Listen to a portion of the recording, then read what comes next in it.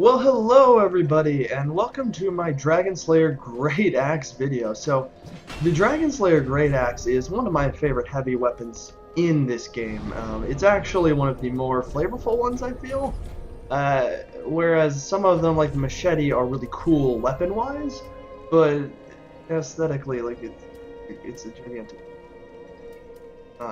it's not standing out on style points. Whereas Dragonslayer Greataxe not only has the coolest boss, but is also just a cool weapon. So it's got a really horrible rolling R1, a fine R2 that doesn't hit that much slower than an R1. Oh wow, Okay, so he's letting me punish him for that. So the rolling R1's actually like really... that was the one. So, rolling R1. Wow, that's actually the first time I think I've caught anyone in a duel anyway. Invasion's different. But in a duel with that rolling R1, because as you can see, that has no range. So, that attack isn't usually super useful. That guy was literally just standing there. So I don't know what he expected to happen, but yeah, he was gonna die. So the Dragonslayer Greataxe, I should mention that I have 35 Faith and 45 Strength, and the Dragonslayer Greataxe scales D with Faith and C with Strength, with a 40 base requirement. So I'm getting some of that extra damage lightning-wise, and I'm also running Prisoner's Chain for him because even if you take a little extra damage, I think the extra vitality and vigor is worth it in duel anyway. For just that little bit of extra stuff. And I think you need that with heavy weapons, because especially now that you can actually have some amount of poise, the armor you use actually does matter. And I don't really want to run this with, like, you know, worker trousers and whatever, and not get the full benefit of my hyper armor, or even, like, most of the benefit of the hyper armor. That lower, set of armor he's got there is one from the DLC that just leaves you with like your thighs uncovered. I don't know what he's doing. I'll show you guys the L2 at some point, probably in a team game, but I've never actually hit anyone with it. Why do people think they're just free to counterattack after rolling once? What happened to the people at Pontiff who would actually give me trouble? Oh, okay. Okay, so this is interesting and all, but like, I don't know what he's expecting. Yeah, because I can just poise through 1R1 and take him out. Now that poise, you know, actually exists at all. I definitely like the Dragonslayer Greataxe's range as well. It's not the best. I think Yorm's Great Machete has the best range, but it'll still stagger people from pretty far away. And in team games, in the arena, that can be beneficial. That can really help you, actually. And I'll boot up a 4-player Brawl here. You can probably see I don't have much rank in Brawl. I've been doing mostly duels, but I have been playing the occasional Brawl, and the thing in Brawl is there's so many people that if you get staggered even once in any kind of conflict zone, you are probably going to die. There's just too many people who are hitting you from all sides trying to kill you then. So I do definitely want to avoid that with some measure of poise, and not just, you know, throw on Master's Attire or the Grave Warden, which you absolutely will let me use my weapon just fine and mid-roll, but it means I'm not going to have any poise. That's really... So I'll show you the L2 right here. As you can see, the wind-up on it is pretty damn long. The only time I've ever hit it on someone in PvP was when they were using some kind of charged attack that locks them into an animation.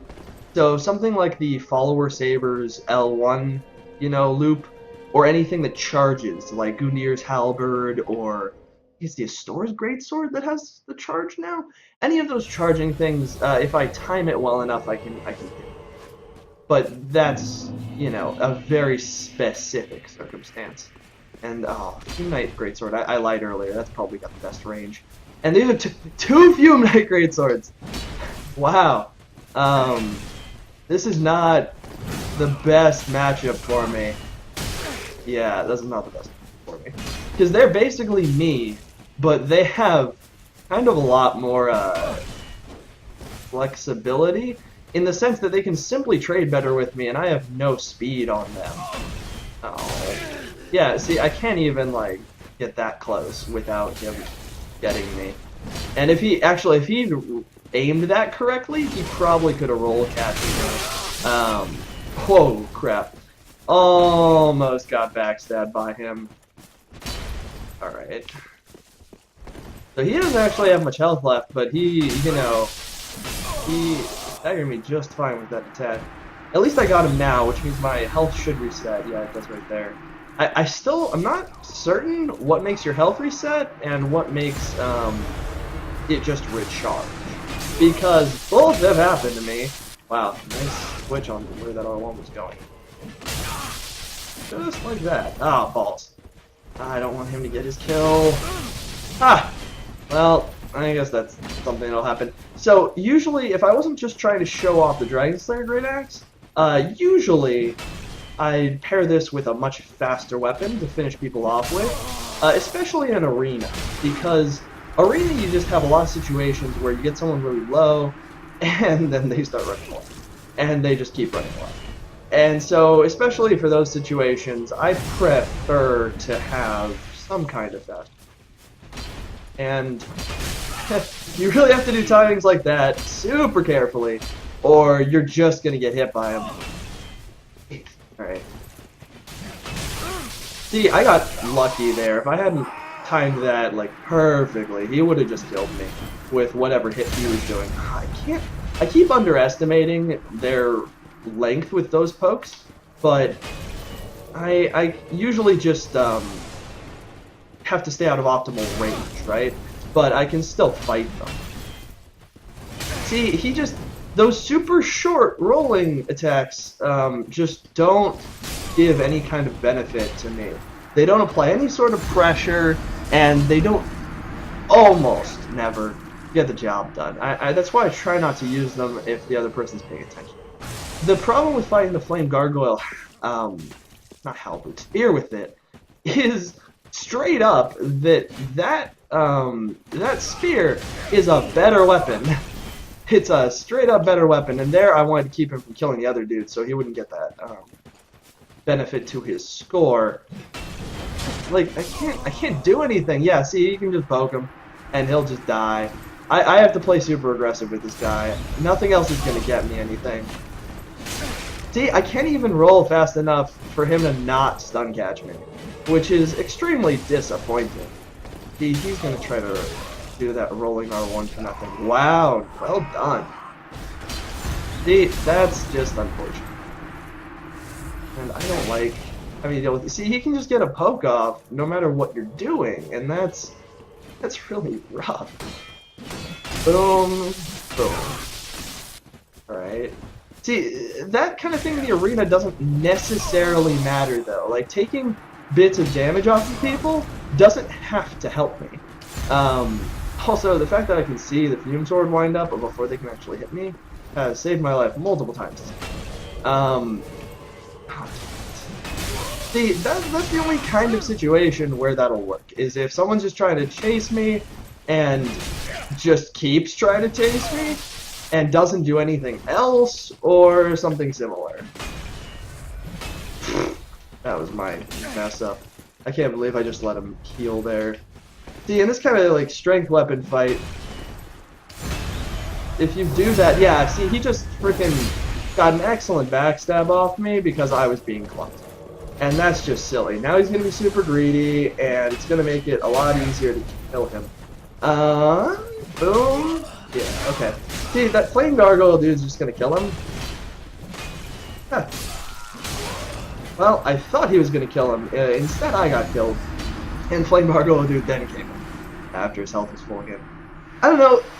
The arena is kind of unsatisfying. I feel like there should be a duel-specific arena, which is just for 1v1s, because I'll get into 1v1s and I almost have someone killed, and then, oh, game. Claremont was definitely the best person here. He was also super meta, but, like, I mean, whatever.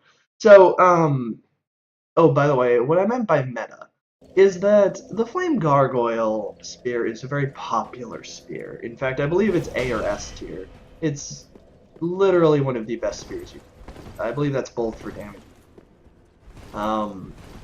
And I don't know, it's just interesting to go into the arena for, I mean, say a duel, and then have all of that space to work with.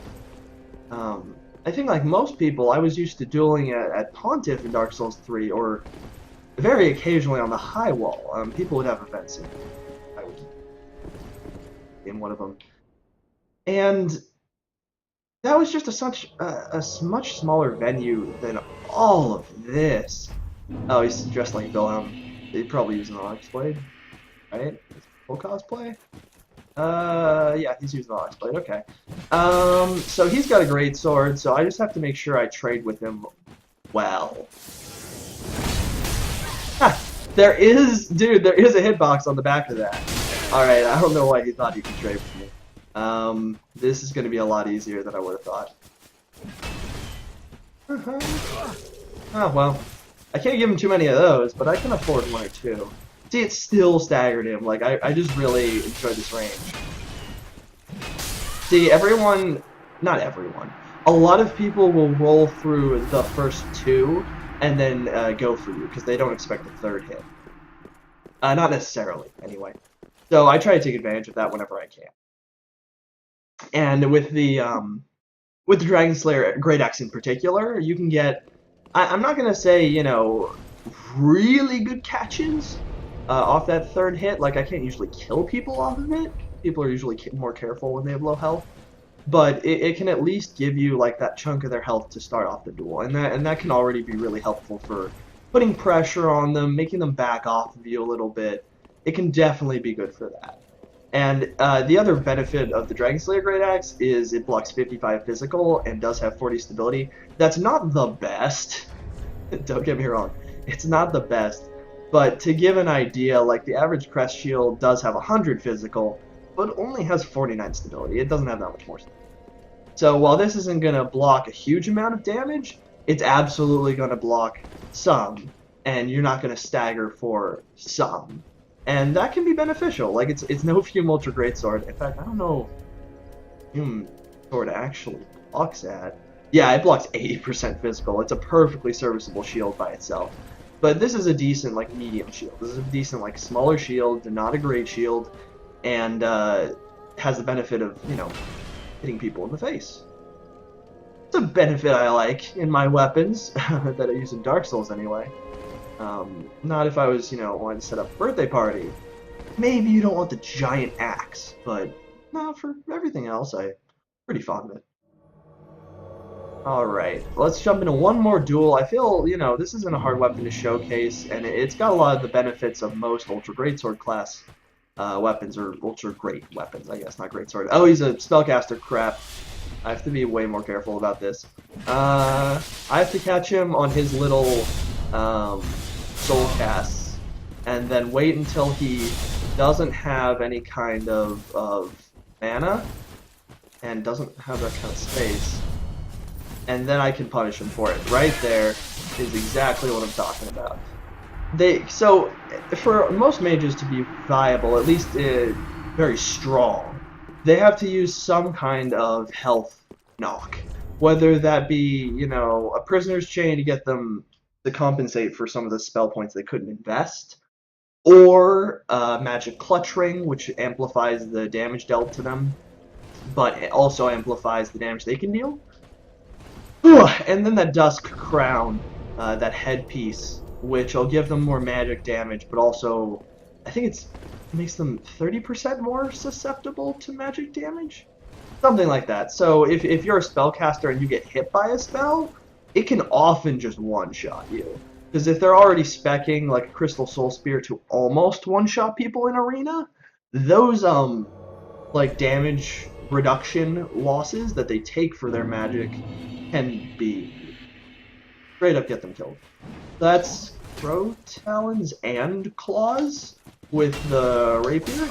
Okay. See, this is the other thing, is rapiers have this kind of phantom range that I am horrible at dealing with. Like, really horrible, so I have to play it safe. Oh! Okay. I mean, I'm not super fond of that claws, really. As long as I just stay medium range, you can't do shit. Interesting, okay. Well, I mean, okay, so he's playing it pretty... Yeah, he's gonna roll through anything I try. Okay, he's smart though. He rolled out of that, and he switched back to Crow Talons too, so I'm not gonna be able to... that's wrong. Alright, GG. So, there, you can use, like I was talking about, I don't usually hit people with the roll attack, but you can absolutely use it. It's absolutely a valid part of the moveset. Hopefully I've shown off the Dragonslayer Greataxe well to you. I really enjoy using it myself, so hopefully you'll give it a try as well. I didn't hit the weapon, alright? I didn't even try in PvP. It's just, occasionally I'll get the, like, Holy Grail time for it, but any other time, I just don't think it's viable. But that's the Dragonslayer Greataxe that you can acquire from the Dragonslayer Armor boss. I want the armor so bad. I hope you all enjoyed the video, and I'll catch you guys with another video tomorrow. Have a nice day.